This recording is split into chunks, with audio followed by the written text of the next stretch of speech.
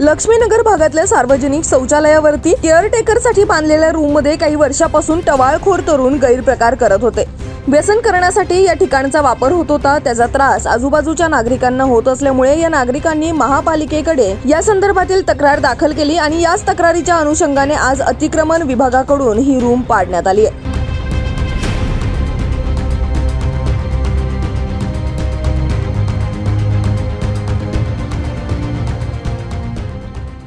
आता आपण लक्ष्मीनगर शाहू वसाहतमध्ये आहोत। इथं जसं की तुम्ही मागे बघू शकता, स्वच्छतागृहावरची एक रूम जी आहे ते पाडण्याचं काम अतिक्रमण विभागाकडून सुरू आहे। आपल्याबरोबर काही स्थानिक नागरिक व काही नेते आहेत, आपण त्यांच्याशी बातचीत करूया आणि या सर्व गोष्टींबाबत सविस्तर आढावा घेऊया।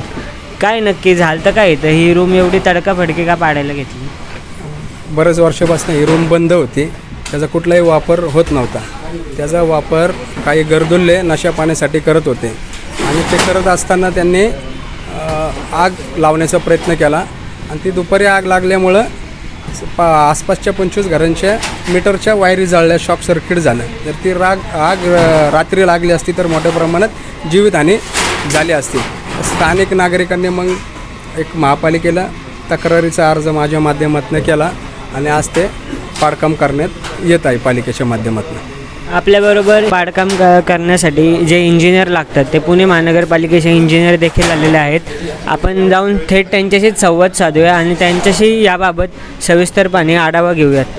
काय सांगाल तुम्ही, काय कंप्लेंट आली या सर्व? आपल्या वस्तीच्या पुणे महानगरपालिकेच्या प्रभाग क्रमांक 35 मधील शाहू वसाहत आहे। या शाहू वसाहतमधील नागरिकांनी अर्ज केला धनकवडी सहकार नगर महापालिका सहाय्यक आयुक्त कार्यालयामध्ये की या ठिकाणी वरच्या रूममध्ये आसपासचे समाजकंटक किंवा काही मुलं बसतात, नशा वगैरे करतात, त्याचा गैरवापर होतो आणि आग लागली। आग लागल्यामुळे काही गैरप्रकार होऊन मोठी आग लागणे ती वाचली।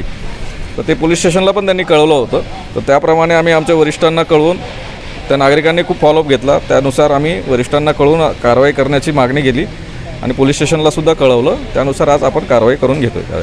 तर मग जसं की तुम्ही माझ्या मागं बघू शकतात की ही रूम पाडण्याचं काम जे आहे ते इथं फारच जोरात चालू आहे आणि जसं की यांनी काही स्थानिकांनी आम्हाला मगाशी सांगितलं की इथं आग लागली होती, तेव्हा जवळपास 3 ते 4 आगीचे बंब इथं ती आग विझवण्यासाठी आले होते आणि त्याच आगीमध्ये बऱ्याचशा लोकांच्या वायरी देखील जळल्या।